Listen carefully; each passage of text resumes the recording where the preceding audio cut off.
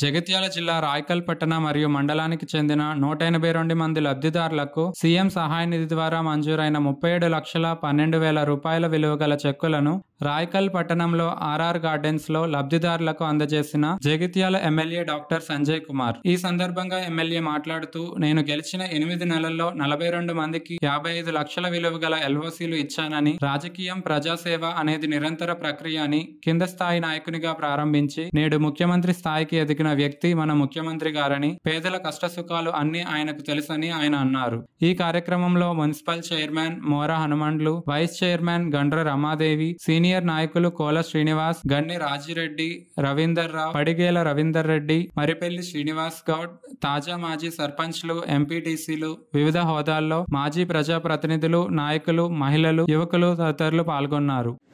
నాకు ఈ సేవ చేసే భాగ్యం కల్పించిన వివిధ గ్రామాల నుంచి వచ్చిన మన ప్రజలకు, పాత్రికేయ మిత్రులందరూ కూడా నా హృదయపూర్వక నమస్కారం. తెప్పించడే కాదు, నిల్సు పంజగుట్ట దవాఖానలో ఎవరైనా బీమార్ అయితే ఇప్పుడు నేను ఎమ్మెల్యే అయిన ఈ 8 నెలల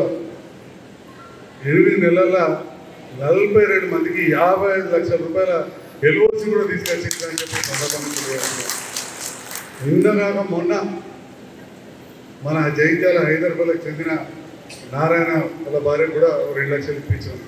ఇట్లా ఈరోజు 187 మందికి 37,12,000 రూపాయల చెక్కులు పంచబోతున్నాం అని చెప్పి ఈ సందర్భంగా తెలియజేస్తాం. రాజకీయం ప్రజాసేవ అనేది నిరంతర ప్రక్రియ. అంతకుముందు ప్రభుత్వం ఉండే, ఇప్పుడు కొత్త ప్రభుత్వం రేవంత్ రెడ్డి గారి నేతృత్వంలో వచ్చింది. చాలామంది అనుకున్నారు, మరి మేము ఏడాది కింద ఇచ్చినాం, ఏడాది అంతా గెలిచినాం, వస్తాయో రావో అనుకున్నారు. మరి మీరు నన్ను మళ్ళీ గెలిపించారు. ప్రభుత్వం రాలే, కేసీఆర్ గారు రాలే, చాలా చోట్ల ఓడిపోయింది. మరి నేనే గెలిచాను. చుట్టుపక్కల ధర్మపురి, చౌపదాని, వేమలవాడ ఇవన్నీ కాంగ్రెస్ వచ్చింది. రేవంత్ రెడ్డి గారి కుటుంబ సభ్యులు కొందరితో మంచి అనుబంధం. వాళ్ళు ఎంపీ సేవ చేసే గుణం ఉన్నది. ప్రభుత్వం వచ్చింది, కలిసి పనిచేద్దాం, మేము తీసుకుపోతాం, రేవంత్ రెడ్డి గారు కల్పిస్తామని చెప్పి తీసుకుపోవడం. యువ ముఖ్యమంత్రి, రైతు బిడ్డ, ప్రజల సమస్యలు తెలిసే వ్యక్తి. గతంలో ఎమ్మెల్సీగా జెడ్పీటీసీకి ప్రారంభమై జెడ్పీటీసీగా, ఎమ్మెల్సీగా, ఎమ్మెల్యేగా, ఎంపీగా పనిచేసి సోనియా గాంధీ, రాహుల్ గాంధీ, ఖార్గే గారు ఆశీస్సులతో పిసిసి అధ్యక్షుడై ఇప్పుడు ప్రజల ఆశీస్సులతో ముఖ్యమంత్రి అయింది.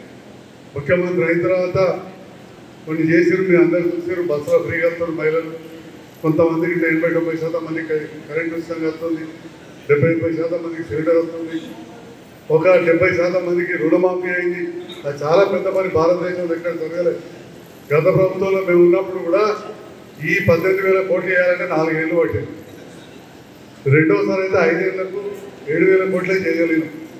కానీ 31,000 కోట్లని టార్గెట్ పెట్టుకొని 31,000 కోట్లు 40 లక్షల మందికి చేస్తామని చెప్పి టార్గెట్ పెట్టుకొని ఇప్పుడు 22 లక్షల మంది పైన రైతన్నలకు 18,000 కోట్లు మాఫ్ చేసేదని చెప్పి సందర్భంగా తెలియజేస్తాను.